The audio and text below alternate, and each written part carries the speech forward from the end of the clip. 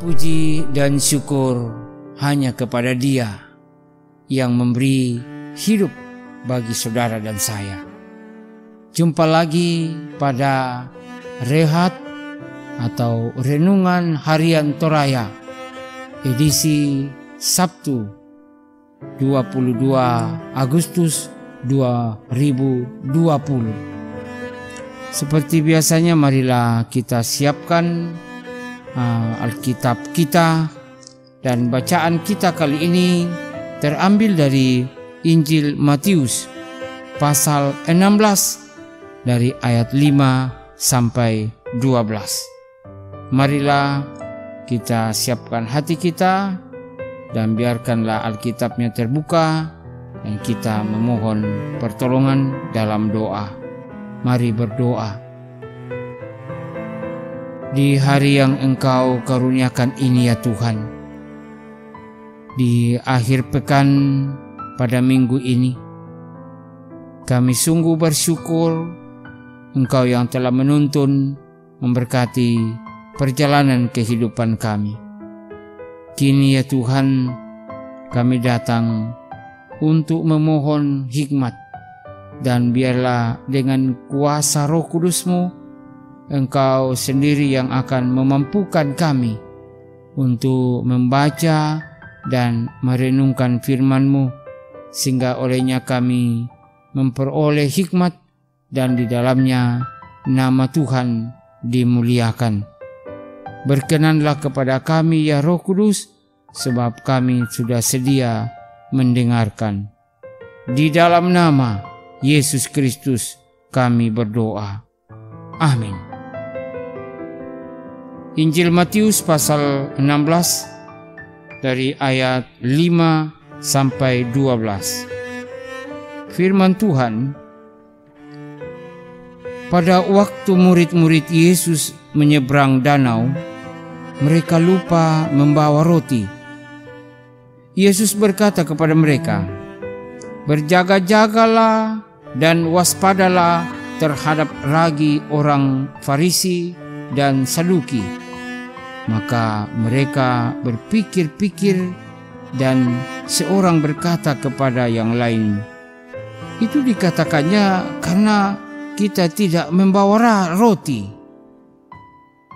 Dan ketika Yesus mengetahui apa yang mereka perbincangkan, Ia berkata, "Mengapa kamu memperbincangkan soal tidak ada roti?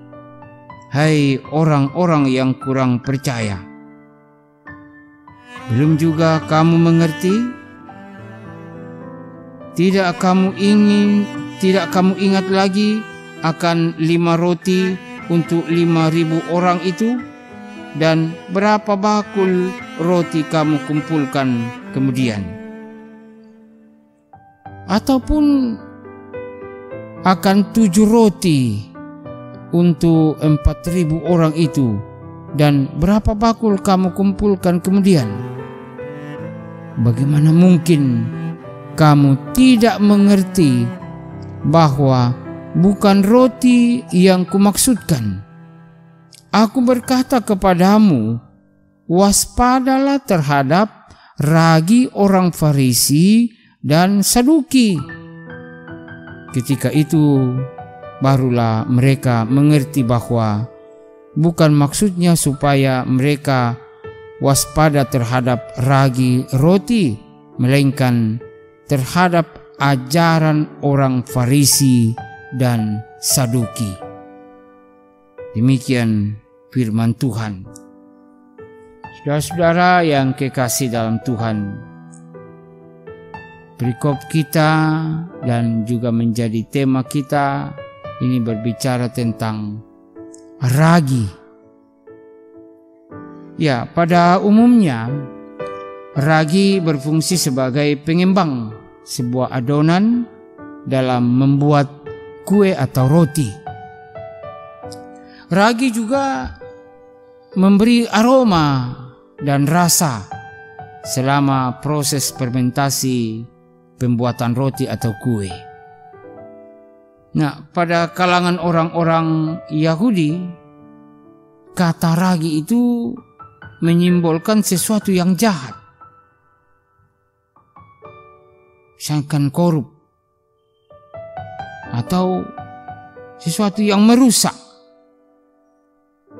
Ragi orang-orang Farisi adalah formalitas agama dan kemunafikan yang dibungkus dalam kesalehan. Sedangkan orang Saduki, ya katakan ragi orang Saduki, yaitu ya menonjolkan sinkretisme, kemudian rasionalisme, dan mereka anti kebangkitan orang mati. Mereka tidak percaya adanya kebangkitan orang mati. Itu ragi orang Saduki. Nah, sebagaimana ragi berfungsi untuk meresap, membaur, menguasai adonan agar dapat berkembang. Demikian halnya dengan sikap dan tindakan orang-orang Farisi dan Saduki di dalam pengajaran mereka. Itu bisa membawa suatu masalah, bahwa sikap hidup mereka dapat membahayakan perkembangan Injil, perkembangan umat Allah di dalam menerima pengajaran Allah yang disampaikan oleh Tuhan Yesus.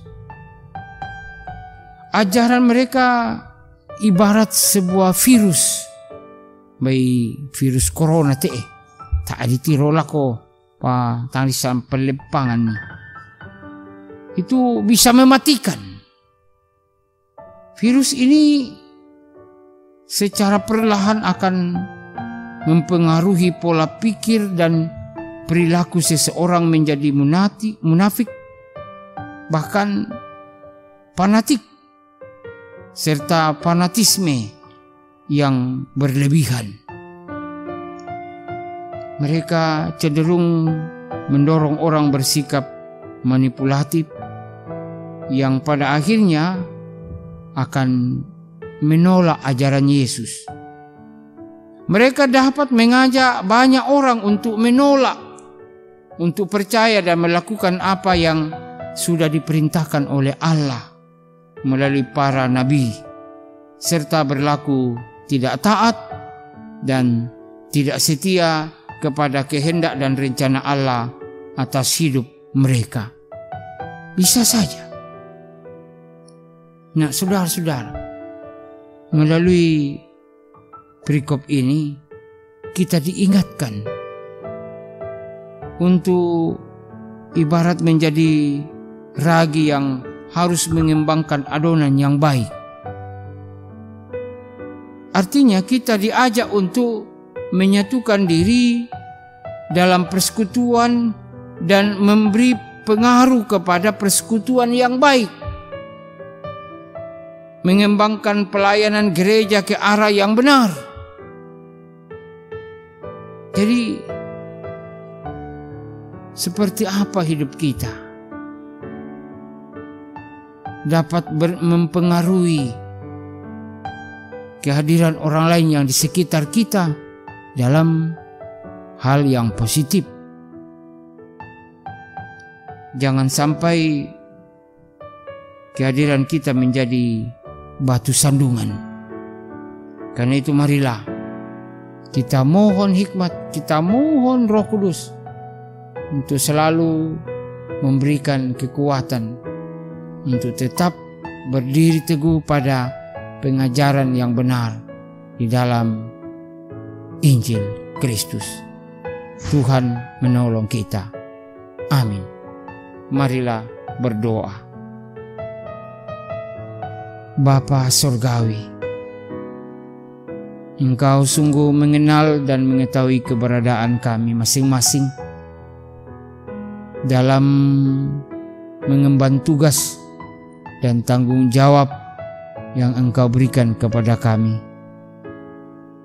untuk menjadi garam dan terang bagi dunia sekitar kami, untuk membawa pengaruh yang baik, yang positif bagi kemuliaan nama Tuhan sendiri. Tuhan, kami sungguh tak mampu melakukannya tanpa kehadiran Tuhan. Kuasailah hati dan pikiran kami dengan kuat kuasa Roh Kudus-Mu, sehingga hidup kami sungguh akan membawa pengaruh yang membawa kepada kehidupan yang lebih baik, yang memuliakan Tuhan. Kami mohon dalam nama Yesus Kristus. Amin.